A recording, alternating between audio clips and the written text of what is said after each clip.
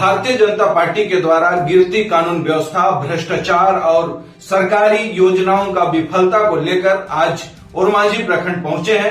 क्या कुछ कहना चाहेंगे, आइए सीधा उनसे जुड़ते हैं, उनसे बात करते हैं। निश्चित रूप से आप देखेंगे आम जनमानस के पास ये बात फैलती जा रही है कि सभी अंचलों कार्यालयों में आज इन सरकार का सह से भ्रष्टाचार बहुत बड़े पैमाने पर हो रहा है। चाहे वो मोटेशन का कार्य हो या आवास हो, बालू हो, खनन हो, जन समस्याओं से जो भी चीज़ें जुड़ी हुई है अंचल कार्यालय से, थाना से, उन सभी चीज़ों में अपार अभी भ्रष्टाचार बढ़ चुका है।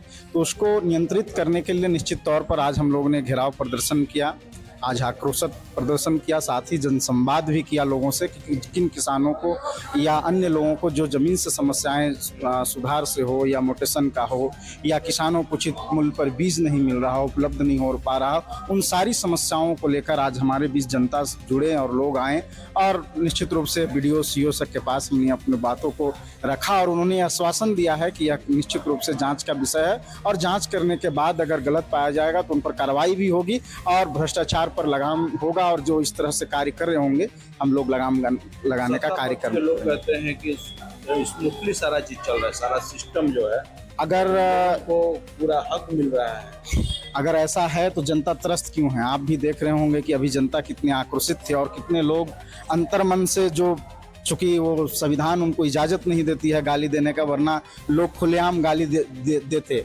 और दबे मुंह से लोग गाली भी दे रहे थे, आप देख रहे होंगे। तो जनता इतनी त्रस्त है हर काम में, हर कार्य में। आप मान लिया जाए अभी CO साहब के सामने, BDO साहब के सामने हमने इस बात को रखा कि आप अबुआ आवास एक तरह से दे रहे हैं और उनको जब कार्य को पूर्ण नहीं कर पा रहे हैं वो किसान, तो आप उनको पूछते रहे कि नहीं आप पूर्ण करिए, लेकिन आप 1,20,000 रुपया आप पैसा उनको उपलब्ध करा रहे हैं और बालू खरीदने में 60-70 हज़ार रुपया लग रहा है। चूँकि एक बिल्डिंग बनाने में, एक आवास बनाने में उनको एक हाईवा से ज़्यादा बालू लगता है और एक हाईवा बालू का रेट आज क्या है? 45 से 50 हज़ार रुपया, 55 हज़ार रुपया है। तो ऐसे में किसान बालू खरीदे, ईंट खरीदे, सीमेंट खरीदे, रड खरीदे, छड़ खरीदे कि मजदूरी दे, इन सारी समस्याओं से जूझते हैं तो उनका ना कार्य पूर्ण हो पाता है, सरकार की ना योजनाएं पूरी हो पाती है और जनता त्रस्त हो पाते हैं। उनको जिस मकसद से घर दिया गया है वो बेचारे घर भी पूर्ण नहीं कर पा रहे हैं, रह नहीं पा रहे हैं, पक्के मकानों का जो वादा किया गया था वह भी पूरा नहीं हो पा रहा है।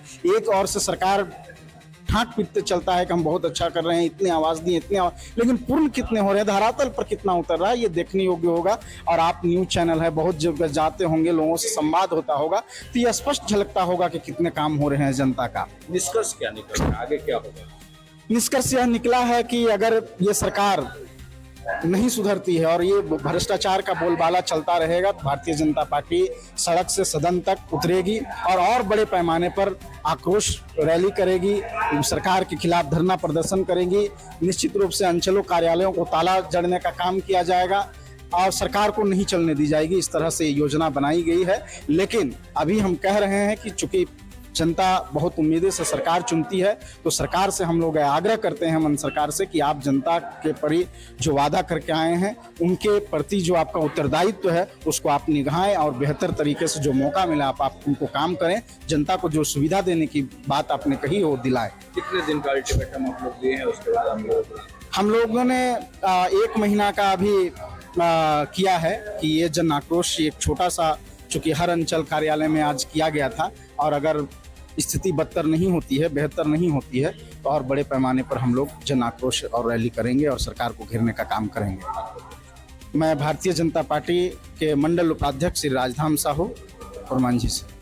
ब्लॉक में भारतीय जनता पार्टी के द्वारा अंचल कार्यालय को घेरा गया था और जो जनता का जो बुनियादी मांग है उस मांगों को लेकर भारतीय जनता पार्टी के द्वारा मंडल के अध्यक्षता में ये कार्यक्रम रखा गया था।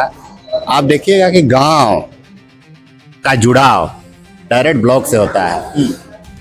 गांव के आदमी ब्लॉक एक उम्मीद से आते हैं। उम्मीद क्या है? अगर सरकार की कोई योजनाएं होती है तो 50 साल के बाद उनको वृद्धा पेंशन मिलता है तो वृद्धा पेंशन के लिए आते हैं। लेकिन ब्लॉक में जो मांग रहता है उस मांग को पूरा नहीं कर पाता है यहाँ, चाहे जो भी कारण है। अभी आप देखेंगे क्योंकि अभी सबसे ज़्यादा जो समस्या आप देखेंगे तो ग्रामीण क्षेत्रों के लिए वो जमीन से संबंधित समस्या है। अगर हम खतियानी रैयत हैं और हमारे पास 10 एकड़ ज़मीन है तो 10 एकड़ तो जमीन है, खाता में है, लेकिन प्लॉट दर्शाया नहीं गया है। हमारा खतियानी जमीन है, लेकिन प्लॉट अगर हम चढ़ाना चाहे उस खतियान में तो पैसा मांगा जाता है। अब ये बताइए, जमीन हमारा है, हम रैयत हैं, और हम क्यों पैसा दें? जमीन हाँ, संबंधित अधिकारी मांगते हैं पैसा। सरकार तो कैंप लगा के सारा चीज कर रही है। वो आयवास है, सरकार जितना भी कैंप लगाती है वो सब आयवास है। अभी हर पंचायत में सरकार कैंप लगा रही है, लेकिन अब उस कैंप में आप जो भी आवेदन डालिए, उस आवेदन को कितना स्वीकृत किया गया और नहीं किया गया, वो आप जब डाटा मांगिएगा तो आपको पता चलेगा कि उसमें क्या काम हुआ है, नहीं हुआ। एक आदमी को आप वृद्धा पेंशन की बात कर रहे थे, चुन करके सबको वृद्धा पेंशन दिया गया, पेंशन महिलाओं को मैया सम्मान योजना दिया गया, कई ऐसी योजनाएं हैं। देखिए, सरकार निश्चित तौर पर घोषणा करती है कि हर वृद्धा को वृद्धा पेंशन देंगे, लेकिन आप पूछिए कि कितना वृद्धा लोगों को वृद्धा पेंशन मिल रहा है। आप बोले कि मैया सम्मान योजना, मैया सम्मान योजना महिलाओं को कोढ़िया बनाने के लिए, महिलाओं को ठगने के लिए योजना दिया गया है। आप मैया सम्मान योजना की बात कर रहे हैं, आज कितना दिन मैया सम्मान मिला? 4 इंस्टॉलमेंट मिला है, उसके बाद अभी लंबा गैपिंग है और नहीं मिला है। आप झारखंड में अगर मैया सम्मान योजना का राशि आप हमको दीजिएगा तो इससे क्या होगा? 2500 में मेरा क्या होगा? अगर कोई महिला को 2500 मिल रहा है, उसका घर में बहुत सारे बाल बच्चा हैं, क्वालिफाई हैं, बीएड करके हैं, ग्रेजुएशन करके हैं, स्नातक करके हैं, पीएचडी करके हैं, उनको आप नियुक्ति नहीं दे रहे हैं महाराज। अब उनको नियुक्ति नहीं दीजिएगा और 2500 रुपया दे के झुंझुने ठगते रहिए। आप लोग भी तो बढ़िया बना रहे हैं। तैयारी किए थे, आप लोग घोषणा किए थे चुनाव में कि 2600 हम लोग देंगे। देखिए, वो भी झुंझुना था। देखिए, 2600 देने का जो घोषणा किया गया था, झुंझुना नहीं था। झुंझुना इसलिए नहीं था, हमने तो ये नहीं कहा था कि 18 से 50 साल सबको दिया जाएगा। रोजगार की बात भी हमने साथ में किया था। आप देखिए, अभी जो पीएससी का मामला है, सरकार नियमावली इतना गंदा बनाई है कि हम लोग चूंकि एक पीएचडी होल्डर है, हम लोग पढ़े लिखे हैं, लेकिन सरकार घोषणा करती है कि 5 सालों में 10 लाख नियुक्ति देंगे। अब कितना नियुक्ति क्लियर हुआ? अभी जेटेट का एग्जाम हुआ, सहायक आचार्य का एग्जाम, जो पास कर गए हैं 2 साल का बीएड को उसको छटनी कर दिया गया। अब सीटेट को समावेश किए, उनका फॉर्म भरवा दिए, वो भी पास किए, उनको हटा दिए। अरे आप तो नियमावली बनाइए, सरकार पहले नियमावली सही बनाइए, उसके बाद नियुक्ति दीजिए। नियुक्ति देने आप लोग नहीं दे रहे हैं, सरकार तो वैकेंसियां निकाल रही है, परीक्षा ले रही है, आप लोग कोर्ट चले जा रहे हैं, स्टे करा दे रहे हैं। जैसे शिक्षक नियुक्ति जो आया उसको आप लोग स्टे करा दिए, जैसा सरकार का आरोप। देखिए, सरकार आरोप इसलिए लगा रही है कि सरकार नियुक्ति दे नहीं पा रही है, इसीलिए वो आरोप लगा रहे हैं। आरोप कि ये भाजपा का प्रोपेगेंडा है, उसने नियुक्ति ने, सरकार में आप है, आपके पास शासन प्रशासन है, नियुक्ति देने से कौन रोक रहा है? आप देखिए, कोर्ट कौन जाता है?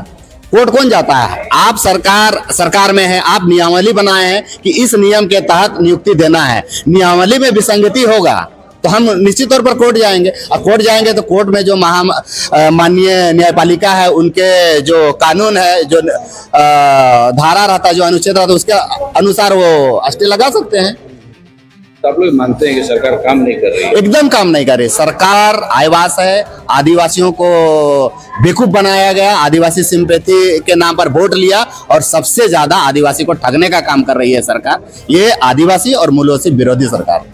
आप लोग हार से बौखला गए हैं, सरकार को दूसरी बार चुन के जनता लाई है। देखिए, हार और जीत वो दो अलग अलग चीज है। जो चुनाव लड़ते हैं उनको हारना भी पड़ता है और जीतना पड़ता है, क्योंकि ये जनता ही सर्वोपरि होता है और जनता के वोट से ही नेता चुने जाते हैं। तो हार और जीत होते रहती है, हार जीत नहीं है। जनता के सवालों पर आप कितना खरा उतरे, ये एक बहुत बड़ी बात है। मेरा नाम भीम मुंडा है और एसटी मोर्चा के पूर्व प्रदेश अध्यक्ष भारतीय जनता पार्टी।